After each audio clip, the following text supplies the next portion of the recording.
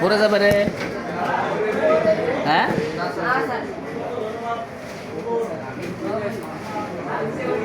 বলে সমস্যা আছে। কে বললো? ফুয়াদ জানার তো। আচ্ছা দেখো, আমরা তাহলে এখানে এই যে এই জায়গাটায় টেন্সের পরিবর্তন করবো, আবার এই জায়গাটায় আমরা পার্সন পরিবর্তন একবার দেখাই দিই। এখানে আমরা থাকতে পারে ফার্স্ট পার্সন অথবা সেকেন্ড পার্সন অথবা থার্ড পার্সন। এই থার্ড পার্সনটা সর্বদাই অপরিবর্তনশীল, পরিবর্তন হবে না। এখন আসো ফার্স্ট পার্সন আর সেকেন্ড পার্সন। যদি ইনভার্টেড কমার ভেতরে যে কোনো একটা ফার্স্ট পার্সন থাকে, সেটা সম্পূর্ণ বাক্যের শুরুতে থাকা যে সাবজেক্টটা, এটা এখন হি দেখা যাচ্ছে, হি আছে এখানে, হি থাকতে পারে, তোমার আমার নাম থাকতে পারে, অন্য কিছু থাকতে পারে, বুঝছো? এখন ইনভার্টেড কমার ভেতরে যদি কোনো একটা ফার্স্ট পার্সন থাকে, অর্থাৎ আই মি মাই উড়িয়া সাওয়ার, এর মধ্যে যদি কোনো একটা থাকে, সেটা প্রথমে থাকা এই সাবজেক্টটা তাকে এসে ধরবে, এসে প্রথম সাবজেক্ট যাই আছে তাকে ধরবে, বুঝছো? এটা ধরে কেমন করে পরিবর্তন হবে সেটা পরে আসতেছে। ধরবে কাকে? প্রথম সাবজেক্টকে। কাই ধরবে? First person. কোথাকার ফার্স্ট পার্সন? ইনভার্টেড কমার ভেতরে। ক্লিয়ার না? একইভাবে যদি সেকেন্ড পার্সন থাকে, সেটা এসে এই যে একটা কমা আছে না, কমার আগে যে নাউন বা প্রোনাউন থাকবে, অর্থাৎ অবজেক্ট, ওটা ধরবে। এইটা হচ্ছে সাবজেক্ট। ও আরেকটা কথা বলা হয়নি, ইনভার্টেড কমার ভেতরে জায়গাটার নাম যদি হয় রিপোর্টেড স্পিচ, এই শুরু থেকে শুরু করে কমা পর্যন্ত এটার নাম হচ্ছে রিপোর্টিং ভার্ব। কি নাম? অর্থাৎ এটা রিপোর্টিং ভার্ব অংশ। এর মধ্যে আবার ভাগ আছে, যেমন রিপোর্টিং ভার্ব অংশে প্রথম এই যে হি দেখা যাচ্ছে, এইটা হচ্ছে সাবজেক্ট, আর সেইট দেখা যাচ্ছে, এইটা হচ্ছে আসল রিপোর্টিং ভার্ব, অরিজিনাল ওইটা হচ্ছে রিপোর্টিং ভার্ব। টু তো প্রিপজিশন, আর এই যে মি আছে, এখানে মি সবসময় থাকবে না, ভিন্ন কিছু থাকতে পারে, আর এই মিটা হচ্ছে অবজেক্ট। এটা সাবজেক্ট, এইটা অবজেক্ট। এখন একটু সহজ হলো না?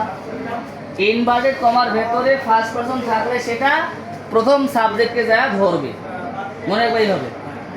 আর ইনভার্টেড কমার ভেতরে সেকেন্ড পার্সন থাকলে সেটা কমার আগে অবজেক্ট যাই তাকে যা ধরবে।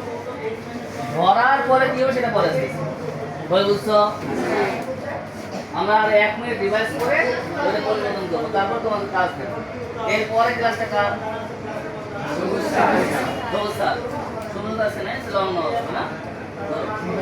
তাহলে আমরা ন্যারেশন পরিবর্তন, এই যদি কারো ক্লাস চলাকালীন ওয়াশরুমে যাওয়ার প্রয়োজন হয়, ছেলে হওয়ার মেয়ে হোক, তাহলে যেতে হবে। বাজে কথা বললাম? এক হলো এখন গরমের দিন, ন্যাচারালি যদি আমরা ফিট না থাকি, ভালো ক্লাস নিয়েও ভালো তোমার হবে না, আর তুমি ভালো ক্লাস করেও ভালো ক্লাস তোমার জন্য হবে না, ঠিক না? যদি ক্লাস চলাকালীন কারো ওয়াশরুমে যাওয়ার প্রয়োজনে ছেলে হোক মেয়ে হোক, আমার বলবা চলে যাবে, চলে যাবে, কিন্তু ন্যাচারাল যে চাপটা এটা সহ্য করে এই বুঝি সার ক্লাস ছাড়ি দেয়, দূর এলাও দেয় না, মরসুমে আসেন, মনে মনে কষা গাইলাম, লাভ আছে ক্ষতিটা কার?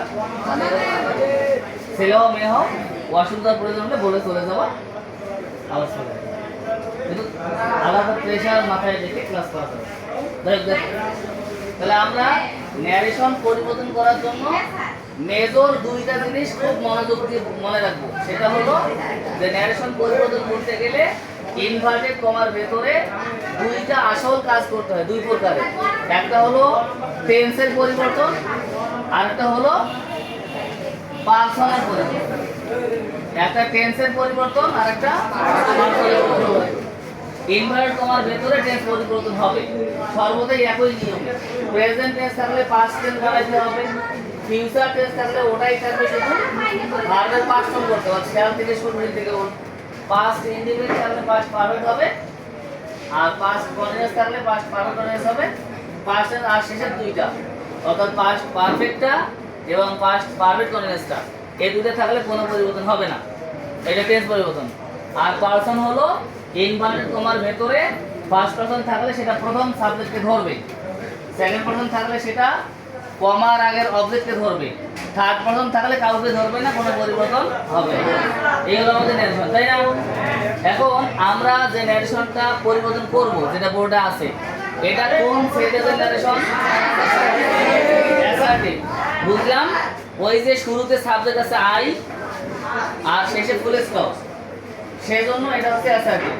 আর অ্যাসার্টিভ সেন্টেন্সের ন্যারেশন পরিবর্তন করার জন্য শুরু থেকে শুরু করে কমায়ের আগ পর্যন্ত, কমায়ের পূর্ব পর্যন্ত যা কিছু লেখা আছে সবটাই ঠিক রাখা যায়, ঠিক রাখা যায়। এটা এক নম্বর কাজ। কিন্তু এখানে মনে রাখতে হবে যে এই শুরু থেকে শুরু করে কমায়ের আগ পর্যন্ত জায়গাটা আছে, এটার পুরোটার নাম হচ্ছে রিপোর্টিং ভার্ব অংশ, তাই না? এই রিপোর্টিং ভার্ব অংশে কখনো কখনো অবজেক্ট থাকবে, কখনো কখনো অবজেক্ট থাকবে না। আর অবজেক্ট থাকলে প্রিপজিশন টু এটা থাকবে, আর অবজেক্ট না থাকলে প্রিপজিশনটাও থাকবে না। কথা বুঝছো? এখন আমরা প্রথম কথাটা কি বললাম, যে শুরু থেকে শুরু করে কমায়ের আগ পর্যন্ত যা আছে সব ঠিক রাখবো। কিন্তু এখানে অন্য কথা আছে, যদি অবজেক্ট না থাকে, যদি অবজেক্ট না থাকে তাহলে শুরু থেকে শুরু করে কমা পর্যন্ত যা আছে সবটাই আমরা ঠিক রাখবো, ওটাই উল্লেখ লিখবো। আর যদি অবজেক্ট থাকে, যদি অবজেক্ট থাকে তাহলে আমরা এই সেড এবং টু এটা বাদ দিয়ে টোল্ড লিখবো। বুঝছো? মনে করো শুরু থেকে শুরু করে কমা পর্যন্ত আছে লেখা হি সেড, তারপর কমা শুরুতে লেখা আছে। তাহলে এখন রিপোর্টিং ভাবে অংশে অবজেক্ট আছে না নাই? আছে। তাহলে এরকম থাকলে আমরা ন্যারেশন পরিবর্তন করার সময় এখানে হি সেড আছে, আমরা ওই হি সেড ওটাই লিখবো, তারপরে বাকি কাজ যেমন করে সে করতে হবে। কিন্তু এখানে আমাদের রিপোর্টিং ভার্ব অংশে অবজেক্ট আছে, তাই আমরা এই সাবজেক্টটা ঠিক রাখবো হি, রেখে সেড এবং টু বাদ দিয়ে বসাবো TOLD, টোল্ড।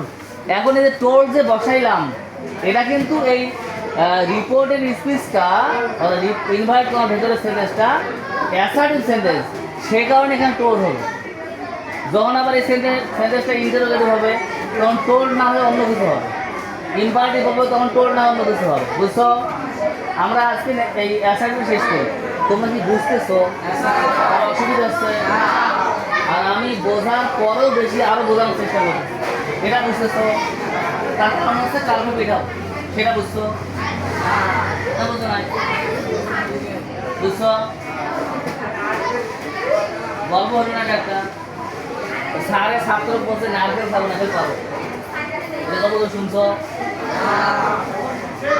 সারা ছাত্র নারকেল পানি নারকেল খাবে, সার ছাত্র বলে তোর পারো, তারপরে সার মাথা খারাপ,